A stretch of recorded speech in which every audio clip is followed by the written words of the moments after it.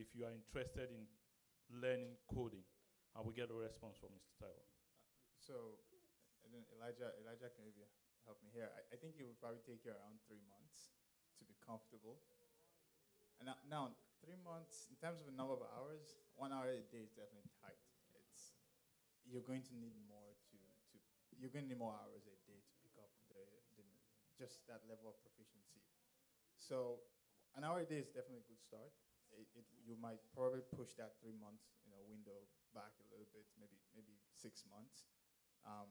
But from my experience, if you want to be proficient, put in about 3-4 hours a day. I can tell you this: if you try to put an hour a day into programming, hopefully, if you actually enjoy it, you will realize that an hour a day, you're just not going to see when you've gone past an hour and you're already in 2 or 3 hours and like, wow, it's already morning, I'm still doing this. So yeah, so 3 months, but if you want to look at it at the hourly rate, I would say maybe put in about 4 hours a day. Okay, yeah. Thank you very much. I guess it's your determination and your interest that determines what time you spend in it. My next, you have a question? A follow-up question? I just want to make it clear to everybody. Just because you say 3 hours, that's going to be 3 hours if you don't get it now. If you don't get it in 3 months, that's not it. That also depends on what kind of language you're trying to learn. Because there's a lot of programming language out there that you need to learn. There's C, there's Python, there's whatever, there's Java. That depends on your level of your commitment to it. That's what's going to get you there. And trust me, 1 hour, I'm not a code writer, but I've written code before. 1 hour, you just getting started.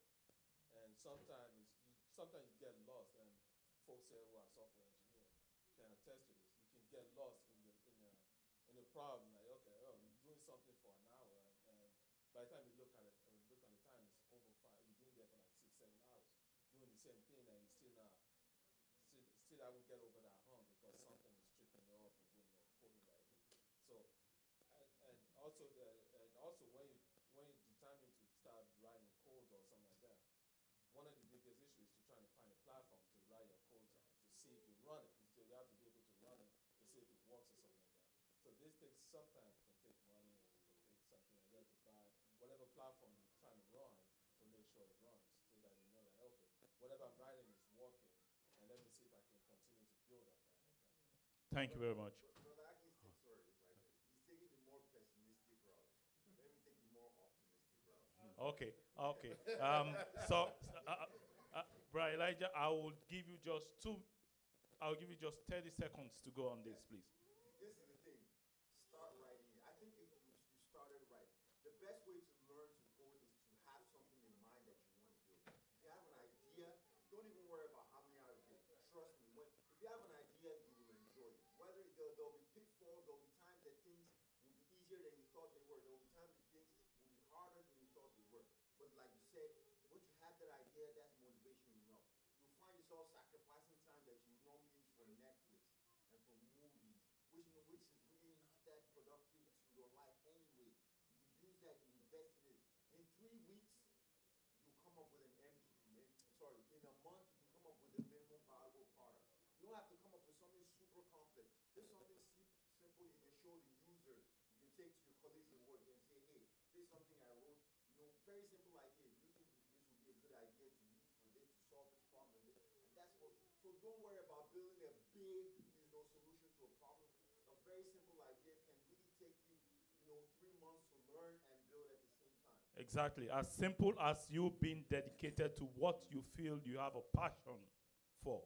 It's actually your passion that will determine how long and how far you want to go with it. I have a question here for Taiwo. What is the best way to evaluate whether or not you have an idea worth pursuing? And let me equally read the second question so that you can take it. Is it okay to have an idea that has no clear path to monetization?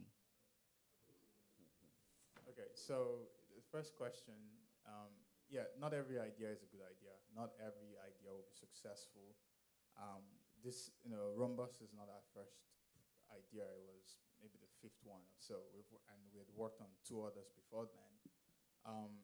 Generally, once you have an idea, you can reach out. You can do a quick market survey. Now, I don't want to make it sound super like professional. It doesn't have to be like an academic approach.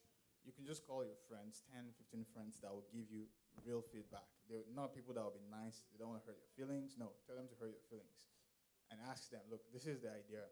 Would you pay for something like this? Or if your friends are not if your friends are they're in the market you're going to sell to, then go and look for the market and ask them. Like I told you about the app that will allow you to sign your dealer papers very quickly. My friends are not dealers, but I went to dealers and said, look, hey, would you pay for an app that allows someone to sign in one place and it just populates every single place? Now, the dealers told me, well, we need paper. We need to send paper to the DMV. I said, that's fine. I'll just print it out for you, and you can just mail it. I could even mail it for you if you give me the address. Like, right, you don't have to, the person doesn't have to fill out all those things. So go out, talk to the people in the market. Would you pay for this? If they say no, it might be a bad idea. If they say they will pay for it or they're not sure, it might be a good idea. Thank you very much. It might be a good idea if you try. You never can tell until you try. You see, one thing about product is the reception of the product from the consumer is what will determine how far your product will go, because you are giving the product to people, not to yourself.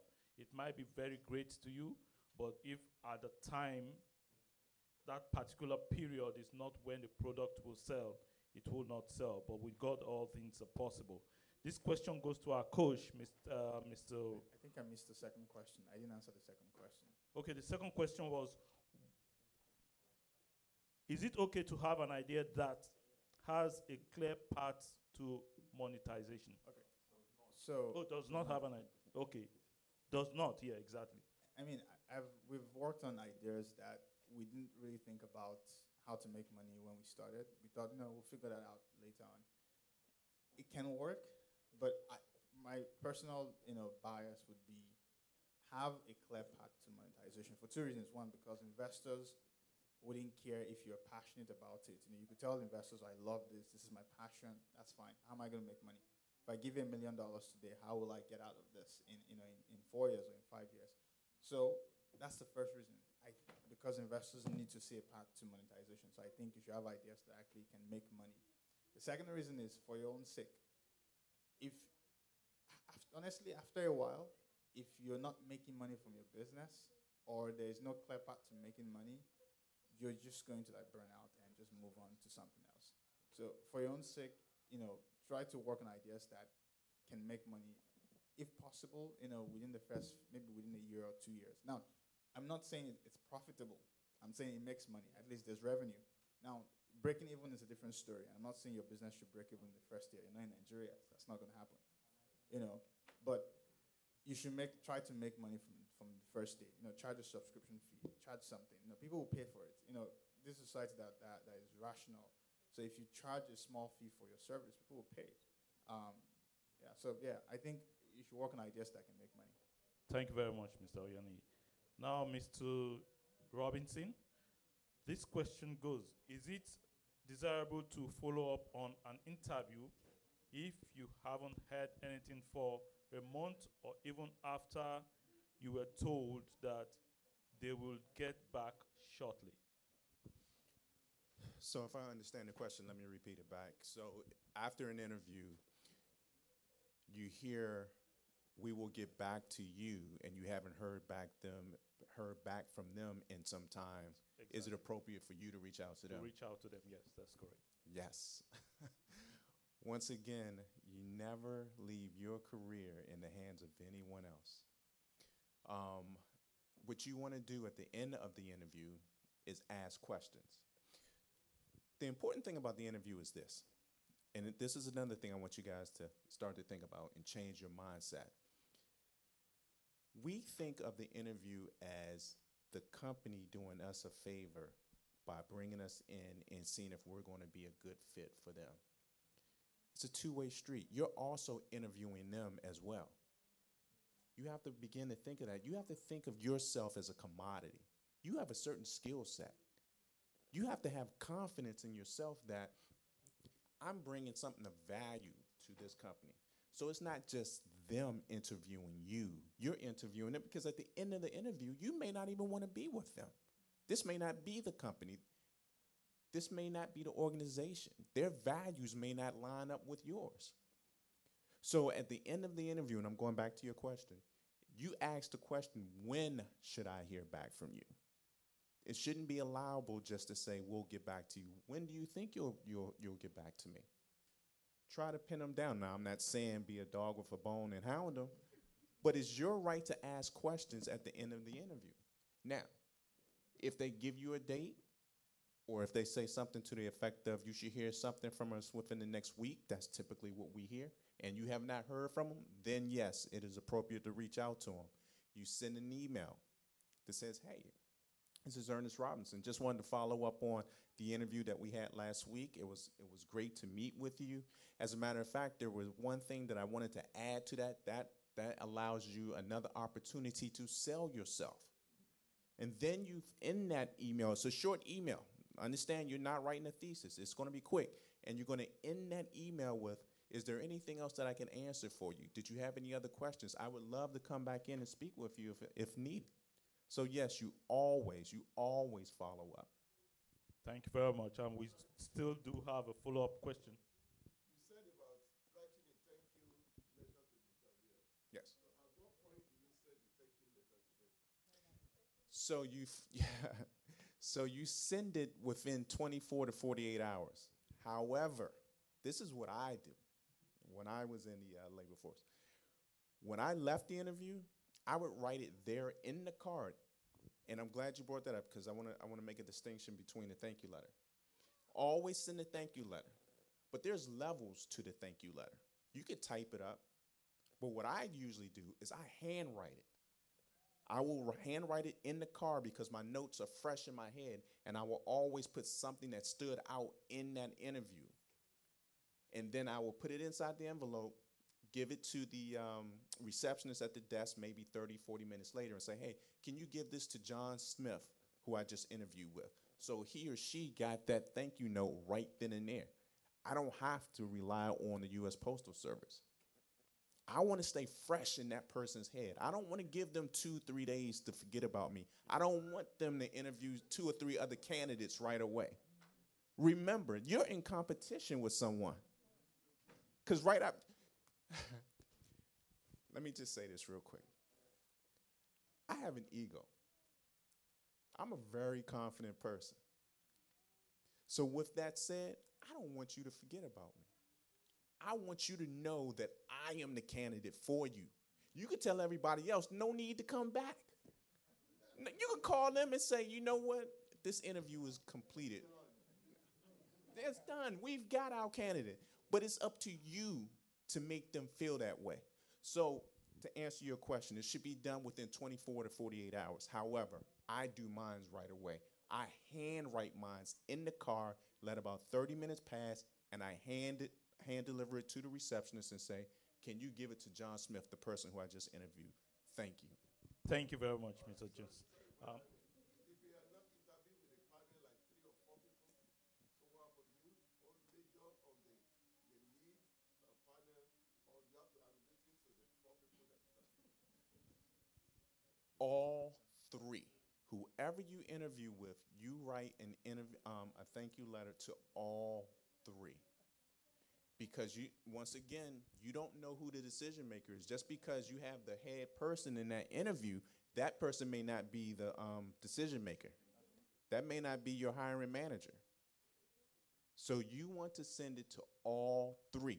So once again, I handwrite.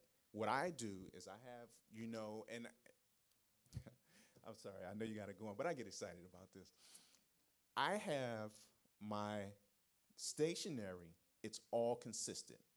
Whatever my resume is going to be on, my handwritten note is going to be on. My envelope is going to be the same. All of it matches. So my point being is when I come, I have my box of stationery. So it doesn't matter how many people I interview with, I am going to write a note to each and every person. And once again, I'm not writing a thesis.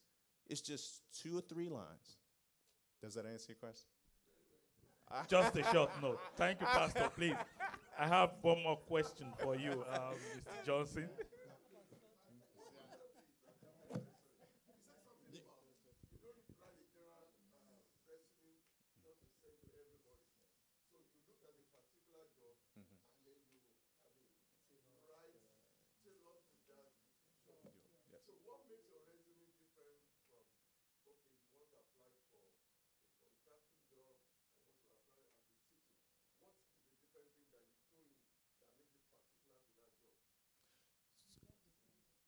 Yeah, so the short answer is the job description, but I want to make sure I understand where you're going with the question.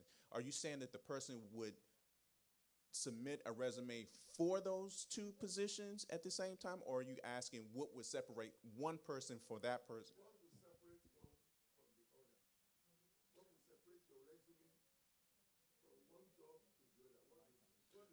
So I guess what you're just asking is what separates the industries. Okay, so to this young lady's point, it would be actually the job description. So when a organization writes a job description, once again, they're telling you that they have a need. They have a specific problem that they need resolved. So to that question, me as a subject matter expert in that field, I know exactly what you need. I know exactly what your problem is. So I'm going to write that resume to that. So if I'm a teacher, just off the top of my head, one of the things that I have to be is nurturing. You know, I have to have a certain level of education. These are musts that I have to have. I have to be detail oriented. What was the other one that you said outside of teacher? Construction. So with that, I have to have certain certifications. That one I know I'm going to have experience because I know the organization, that company is not going to just let me get behind a forklift. You know? So there's certain things that you know if you're a subject matter expert in that field, in that industry, how your resume is going to be written towards. Thank you very much, Mr. Johnson.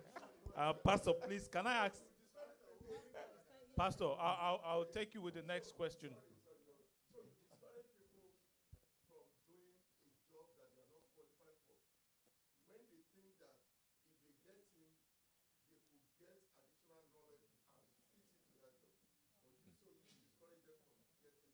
Yes.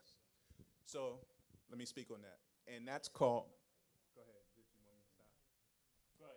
So that's called faking it till you make it. And at some point, you can't fake it long enough. And so here's the issue.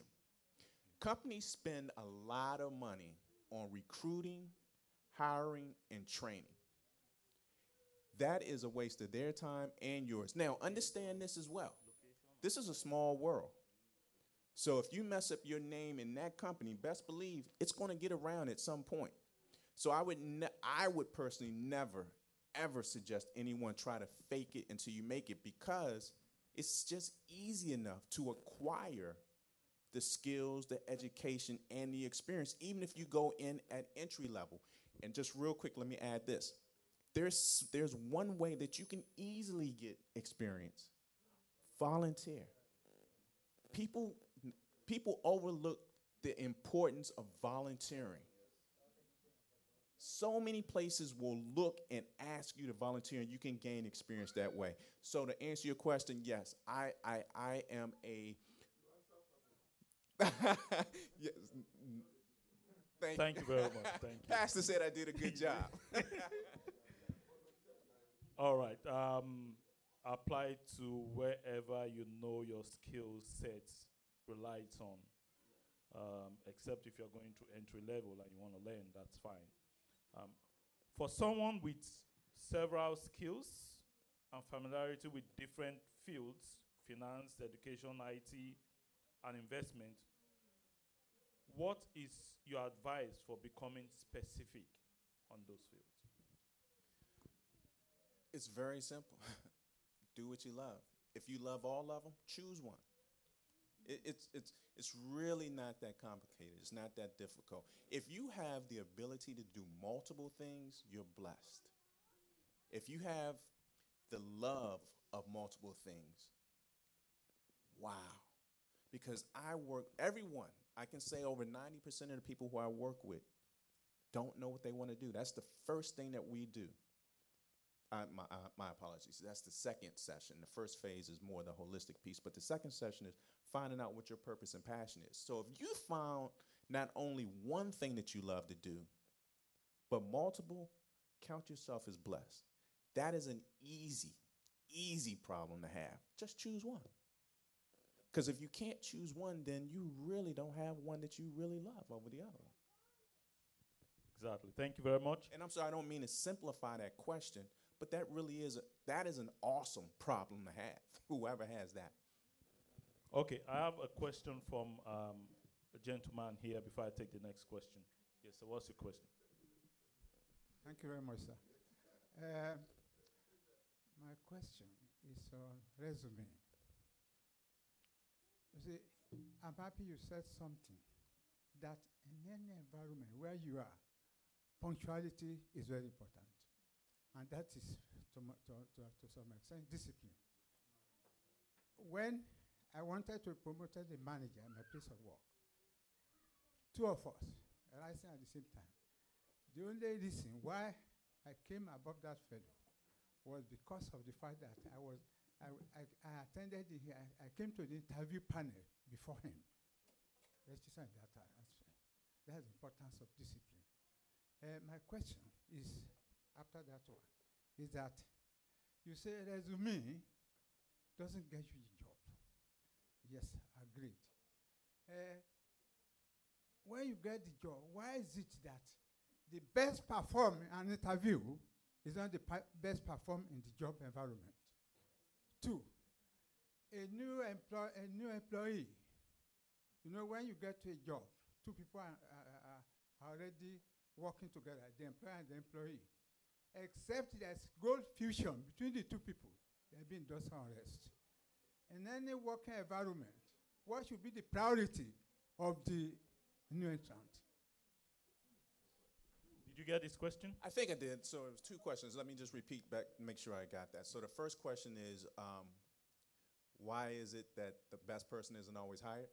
Yes, the best performer in the interview is not often the one who is hired. Right. And the second one was, The question was, why is it that the job, the best interviewer is not always the best? No, sorry. Yes. The best performer on the interview is not always the best one who can perform the job or who Right. performs properly on the job when hired. right, so the best person isn't always hired. That's the question. No.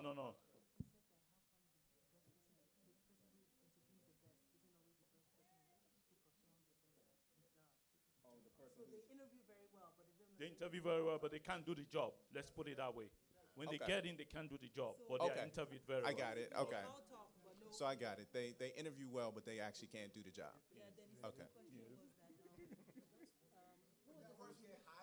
of a new entrant in a new employment. Gotcha. Okay. So, so the first question is, why is that during the interview you can interview well, but you can't do the job? Well, a lot of times it's just substance over form. You know, some people have the gift of gab. You know, some people are performers. They know when to turn it on. You know, they can sell themselves. And that's a gift. Not everyone has that gift to be able to sell themselves.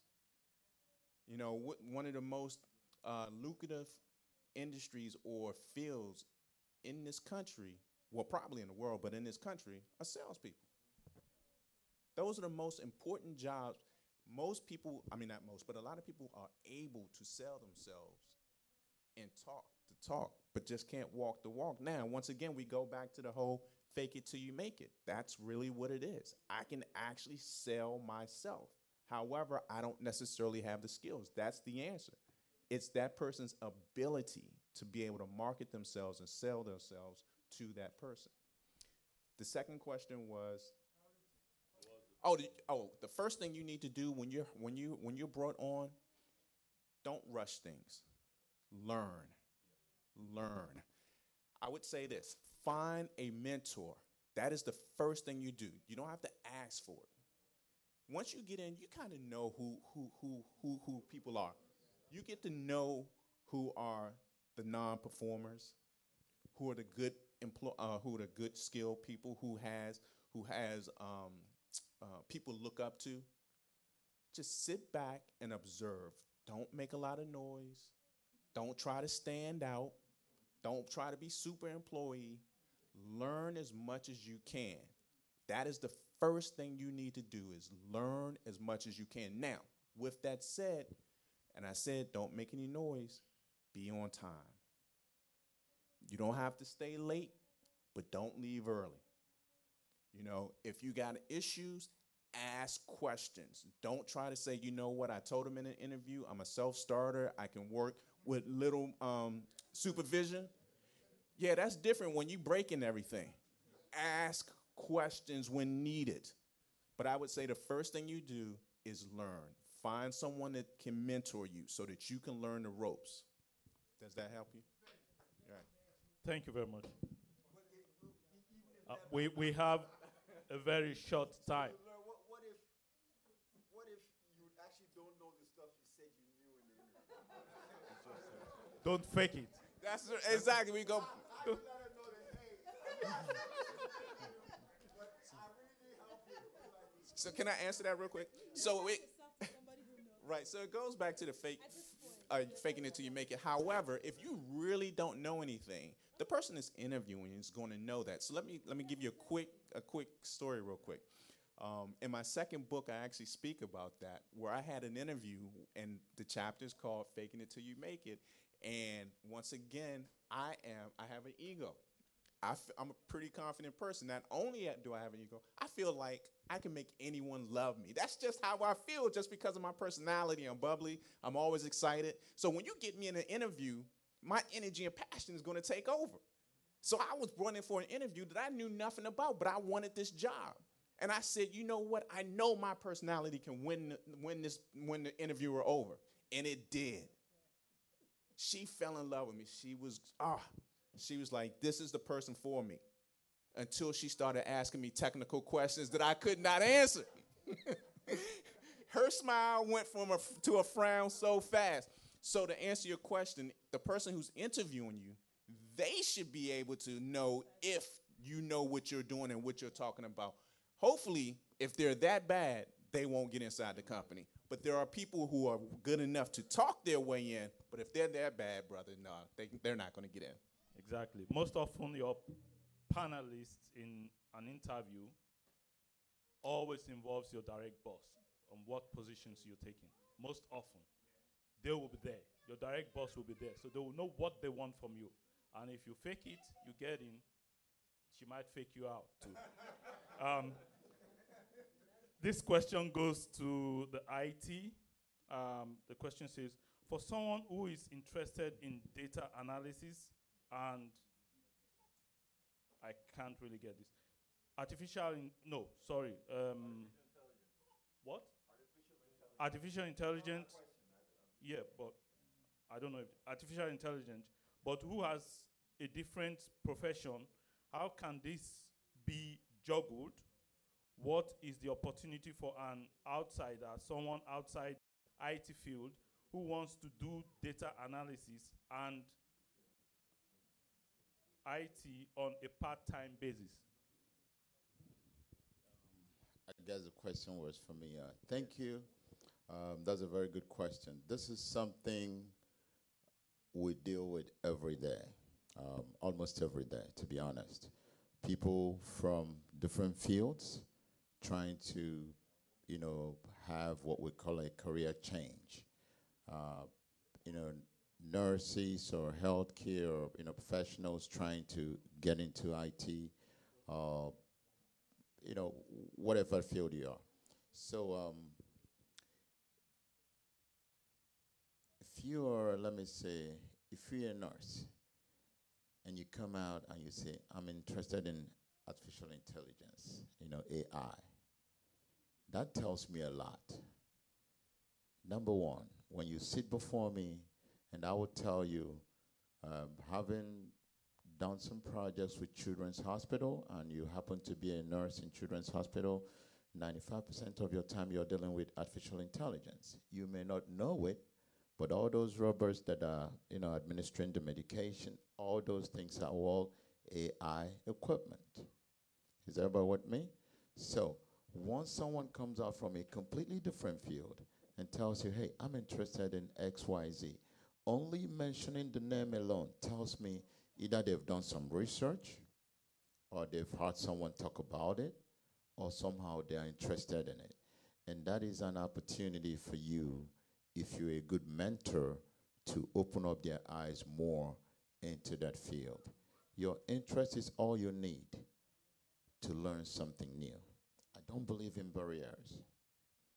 I've had people from completely different field make successful career transition into a new field.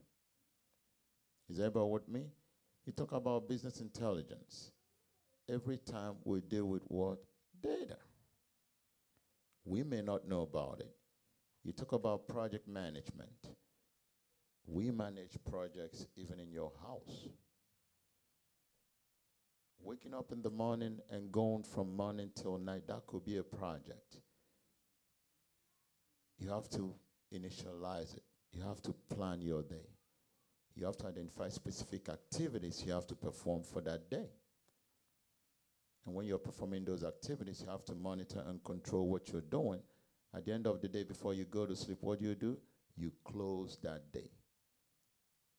Was I successful in this project or not? The next day could be a new project. At the end of the day, you may end up running a complete operation. So life is not completely disconnected. All we do in technology is indirectly related to our usual daily life. But it just takes, people who are specialists in those areas to try to extrapolate, the technological parts of it to bring it to an area where it can make sense to you. And then you start thinking about it. For example, if a nurse comes to me now and say, I want to learn about artificial intelligence. Okay? My conversation with them will start from what? All the artificial intelligence devices that they are already doing what? Dealing with. Whether it's in the operating room, whether it's on the floor, whether it's in, patient intake, whether it's in vital signs, they have a lot of artificial intelligence that is helping them do their work. So once you bring that knowledge to an area they're already what? Comfortable. Now you can start introducing them to other things that they may not know. Is everybody with me? For example, some people come in, they say, I have no clue about computers. What do? I ask them, have you written a letter before? Yes. Can you read and write English? Yes, I can. Okay. I'll give you a typing program. You don't even have to pay for it. I'll give you Marvis Bacon teaches typing. Can you guarantee me? Can you target giving me 65 words per minute in 30 days? And they'll be like, oh, I said, yeah. Because what happens? When I went to school, in Germany, I was assigned a computer lab, my own, section. And most of my peers who came to school, their hands were going like, they were typing so fast. When I started, in the motherland, I never had that type of speed. And then image is everything. The image you project, lets people give 65%, of what they think about you. So I was afraid that those individuals knew computer programming more than I did because they were doing 65 and 70 words per minute. You get what I'm saying? So the first thing I did was to go to the store and purchase a typewriter, not even a computer, an electronic typewriter, and went to my hostel and started typing. At some point, my speed was so fast that when I go back to my lab, they started thinking, oh, he knew this so much. No, I just learned it. And then I went for my first interview in Siemens in Germany. Who knows Siemens, the telecommunications company? Yeah. They told us, this is going back, this is 97. That was when I went for my first interview in Siemens, Germany. The interview was, we didn't have good internet then. We had, most of you may not know, we had, Lycos, we had, we didn't even have Navigator, then, Netscape Navigator. Those, we didn't have Google, all these browsers, Google browsers now. This was when the internet was still on green screens. So they gave us a project just to do a research on, tele-teaching, tele-learning, video conferencing. That time we didn't have online teaching. You had to use a big TV screen and use a Siemens ISDN, pipes to connect, on the screen so that people can learn. So they asked us to do a research. And I didn't know what they even wanted us to do, but I knew the only thing I had going for me was what? My typing skills. So once they sat us down, we were 5 of us. They put computers in front of us and told us to make this research in German. So what I did, I started writing an outline of how I'm going to do the research in English. And then when I had that, outline, in my head, the beginning, the details, and what I need, then I started doing it in German. And my hands was going like this. The man came over and said, oh, you can type this fast? I said, yes, of course. And that was the end of the interview. I'm not lying to you. That had a personal impact on me. I now started faking it till you learn it. But I broke in. I convinced him from my very fast typing skills. I got the job with Siemens, in information and telecommunications department. I got the job, but I can tell you what gave me that job was my what? Fast typing skills. Okay, so you can transition. You just need to figure out where can I plug in, okay? And let me say, did I answer the question? Yes, thank you very much. Okay, let me say something else. I heard, the way Pastor was saying, saying some things and asking a lot of questions and by interviews, I think Pastor wants to move some people to the job. And when he was asking a lot of questions, again, I had a virtual meeting with my partners, so I just discussed with my partners. We're going to sow a seed in this church. I'm not seeing a lot of women in this. Is this a men's group or? Okay, so Pastor, this is our commitment. The pastor and the men's group, we work together, and I want you to give us 2 people, 1 lady and 1 gentleman, young or old, who may be interested in IT or 0 experience in IT, it doesn't matter. All I want is people who are interested. I will provide with my partners, give them cybersecurity engineering training program as a seed to these 2 people and make sure, they are successful. So please work together. We don't have to know the details. You know your vetting process. Just 2 people, 1 lady and 1 man, will work together and give them good skills, and that will be as a That seed is to the fantastic. organization. Please give him a round of applause. Please. Thank Okay. you very much. Thank you Mr. very Enrique. much. Thank you. Thank you. Thank you. We really appreciate that. Pastor, we'll get back to you on that. And our very last question goes to the real estate. Do you have a strategy for picking a potential property to flip based on location, price, or whatever it is? Do you have a strategy?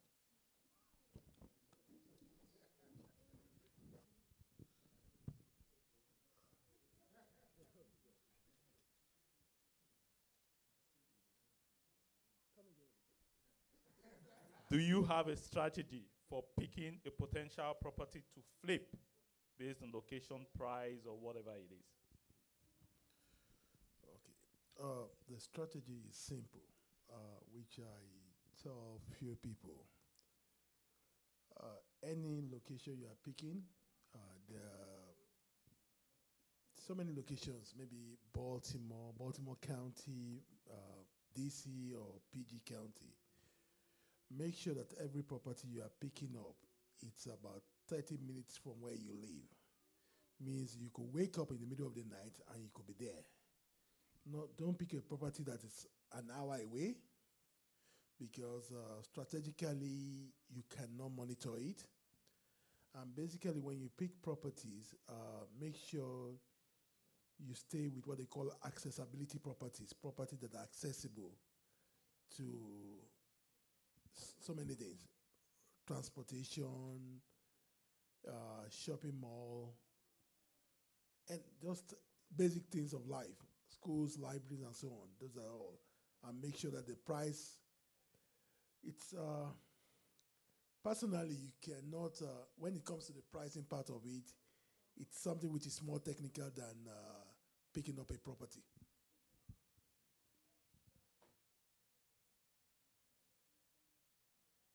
Any question?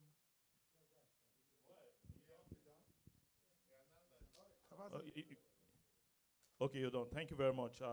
Sorry, I would have loved to take more questions. Is your question related to what he said? Okay, just the very last question I'm going to take. Go ahead. For who? No, go ahead with your question.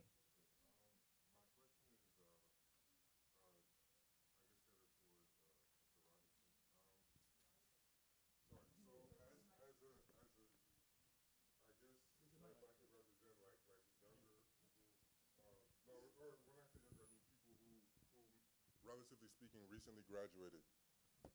Well, I'm a cybersecurity analyst in Virginia, and my path to get to cybersecurity was, as I'm sure my sister, who's on, oh, that's my sister, by the way, Hannah George. I'm Joshua George. As I'm sure a lot of, or some people know, it wasn't like A to B. So my question is, I guess you know, when younger people grow up, they hear, you know, whatever you want to do it. Don't let people get in your way. Don't let anything stop you. Like stick with your plan A no matter what, you know. And I believe that's all good and fine until, you know, you graduate. You have $50,000 in student loans and you need a job. You know what I'm saying? So I guess my approach was, you know, I can't afford to just settle on my dream job because I knew that I wanted to get into cybersecurity even when I was in college. So it wasn't until, you know, it wasn't from A to B. I had to take A, B, C, D, eventually get to Z to finally get where I am now. Right. So in terms of instilling confidence, I understand that rationale that, okay, you know what, do whatever you have to do. Don't waver on that. Like have a tunnel vision, you know. Like if you want something, then get it done. But at the same time, I think that kind of rationale instills in, especially, you know, people my age, recent graduates, that okay, like a dream job is just going to fall in your lap. You know, as soon as you graduate, you're going to graduate in 4 years. You're going to get your dream job. You're going to be making 6 figures by the time you're 30. And then that kind of mentality, you know, like. What I'm trying to say is that a lot of people don't like understand that there's going to be sacrifice from point A to point B. So, I'm trying to find out what my question is. What's the question? Yeah. Is it like what would you tell like a young person like myself, who, yeah, exactly, especially when you grow up all your life saying, like, hearing that, okay, like if you have a goal, that's it. There's no alternative. Like don't. There's no such thing as sacrifice. You know, if you want something, go get it. You know, instead of, okay, to get here, you might have to take an alternate route. You know, you might have to do something. You might have to make sacrifices, things you don't want to do, and eventually, you know, you get to that. I guess what he's saying is that during the academic world, it's not what's out there on the reality. What's his confidence facing what is out there in the reality? Is that the real life situation? Yeah. So, your question has a lot of moving parts to it. But the answer, it does. It really does. And the first answer that I would give is Philippians. I can do all things through Christ, who strengthens me. That's first and foremost. Your faith has to be center of everything you do, and that's why as I said, I'm a holistic career coach. If you have a passion for something, you're going to do it. You know, you hear sports athletes say, this is something I would do even if I didn't get paid for it. This is what I've done for almost 20 years because I loved it. Until I just had the courage one day to just say, you know what, I'm leaving corporate America, and I'm going to trust that God is going to put me in a position that I can make money off of it. So even if I wasn't getting paid for being a career coach, I would be doing it anyway. So that's the other part about it. Find out what your passion is, what your purpose is. If it's your passion, you're going to do it no matter what. Now, as I said, you had a lot of moving parts there. One of the myths and fallacies that we have is that college is going to get us a job. That is not the purpose of college. I am a huge advocate of formal education. You can get a job without a college degree. The issue becomes when you want to get promoted, when you want to advance your career, what's going to separate you? So that college degree is going to come in play. You have to have that. But understand that college degree is not to get you a job. The purpose behind college is, one, to broaden your network. One, to teach you how to learn. It gives you discipline. The reason why a lot of job postings will say 4-year degree required, it's not necessarily the fact, and understand this, most college degrees or fields don't even teach you how to do the job, so that's not even the point. You know, I've been in the IT field for almost 25 years, and one of the greatest managers that I've ever had an art degree. What it says to me as a hiring manager is that you have the ability to stick with something. You were able to go to college for 4 years and stick with this. Employers want to know, once again, they put a lot of money into you. They want to know that you're not going to skip out on me in 6 to 12 months. So that's really kind of the purpose of what college is. It prepares you for when the tough times come. When you got to write a paper that's due the next day, are you going to buckle down and focus and do that? That's really what college is about. Now, the last part that I heard about in your question is, if you have a passion for something, stick with it. However, as I said earlier, my kids have this nasty habit of wanting to eat 3 times a day. You know, they're used to the electric being on. So you may have to get a job while you're working to jump into your passionate field. There is nothing wrong with that. That is what you need to do to pay your bills and survive. But never give up on your dream. Many people give up at the last moment when they're about to get that breakthrough. Drive Uber. Work at a convenience store. And understand what I'm saying. I'm not belittling those jobs. But if that's not your dream job, work there until you get to where you want to be. But never, ever give up on your passion. Never, ever give up on your passion. Can I assist in a little bit? Thank you very much, Mr. Did that Yeah, help you sure. a little bit? And I'm sorry, real quick before Chuma jumps in there. I will be here for a while, so if you guys have some additional questions for me, I do this because I love it. As I just said, if this is your passion, you'll do it. I will stay here and I will answer questions as long as you want. As a matter of fact, I'm going to put my sign-in book right here. Please sign it. What will happen is that you will begin to get some tips and information from me with regard to email and offers for my services. So please, don't think that I'm jetting out of here. So if you got questions for me, I will remain and answer any questions. Pastor's nodding his head. I'm going to be here for a while, Pastor. Yes, thank you, Ernest. Just to add a few lines to what he said and, help you with your question. There's a gap between what the, traditional university or colleges teach you and what you face once you get into the industry. Okay? Um, you can learn, for example, network engineering in the university and do some of your labs, work out on the theories, do most of the practicals. Once you want to come to the industry, they will put two devices in front of you and tell you to identify which one is a switch, which one is a router. That is where the rubber hits the road.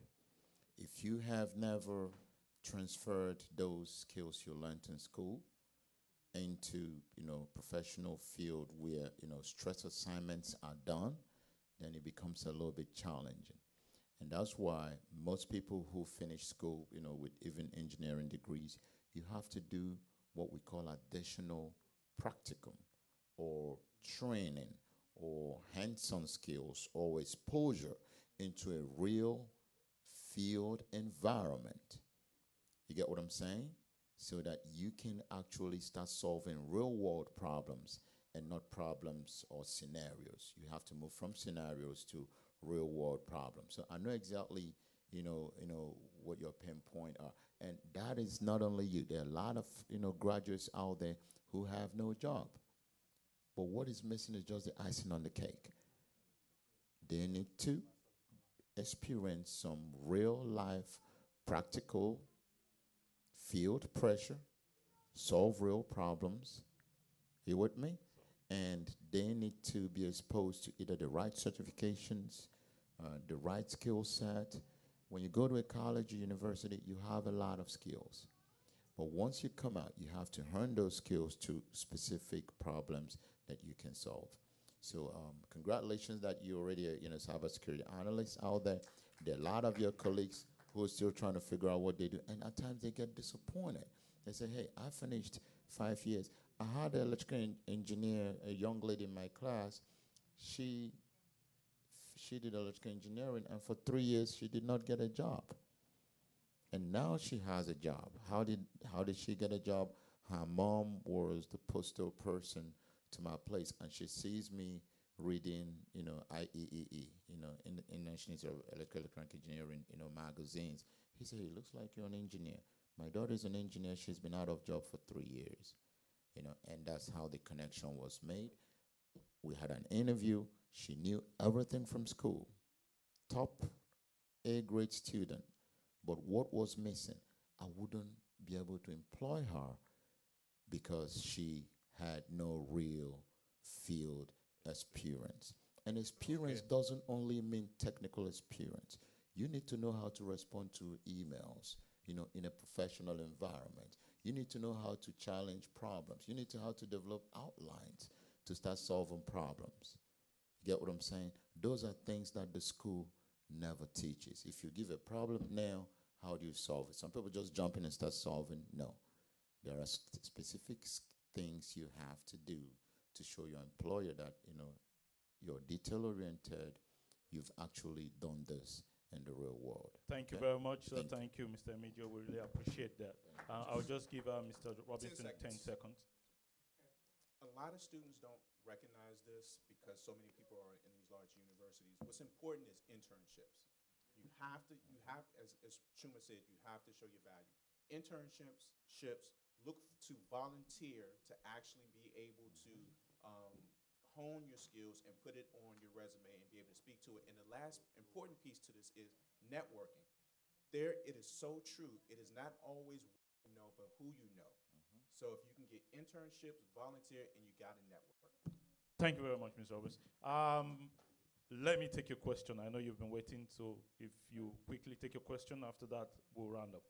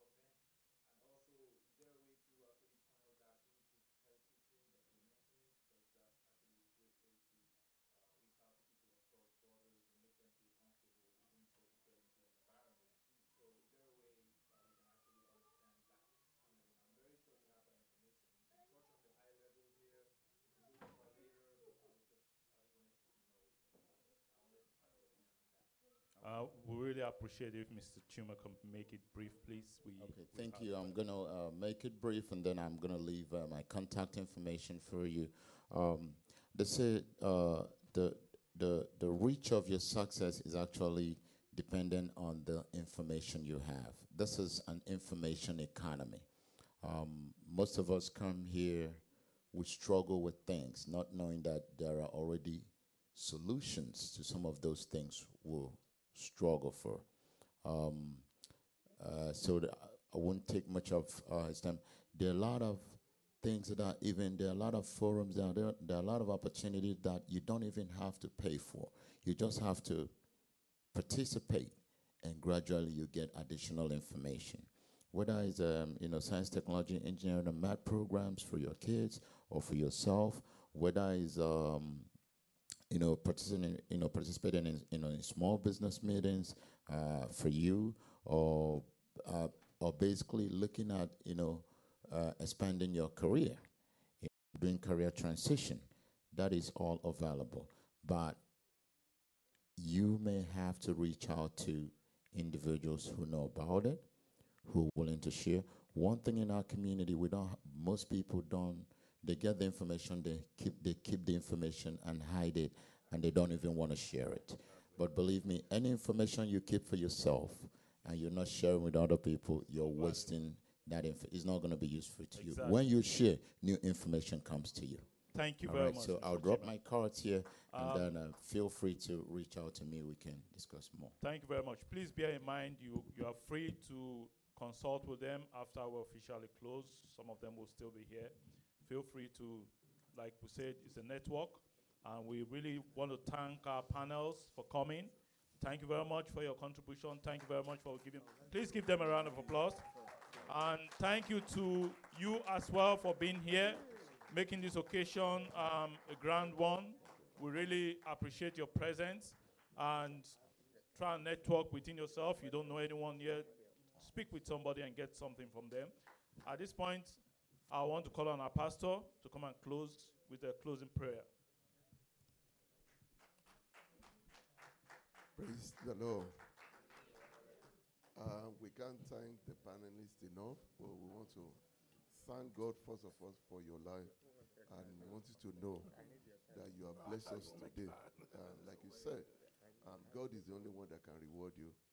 From a little way, we want to say that we thank you and we appreciate all of you for coming out today. Hallelujah. Shall we rise, people of God? Let us pray. You will have opportunity to meet with them. They are not, they've given us opportunity that they are not rushing away. So they will be here. We give you glory, Lord, as we honor. Hallelujah. We give you glory, Lord, as we honor you. You are wonderful. You are worthy, oh Lord. You are wonderful. You are worthy, oh Lord. Father, we are grateful. Lord, we thank you for the seminar of today. Thank you, God, for the panelists. Thank you for the men that have been a blessing to us today. Lord, we are grateful. Lord, we also thank you because there's no one that can give anything except it has been given to him from above. We thank you because you have given us, oh God, Lord, the grace, oh God, to learn. We appreciate you. Thank you, oh God, Lord, for this information that we have received. It has affected us in one way or the other. But Lord, the Bible says that even though Paul can plant and Apollos will water, but the increase ultimately comes from you. We ask, oh God, our Lord, with all the blessing that we have received, that Father, you will lay the ultimate blessing over our lives in the mighty name of Jesus.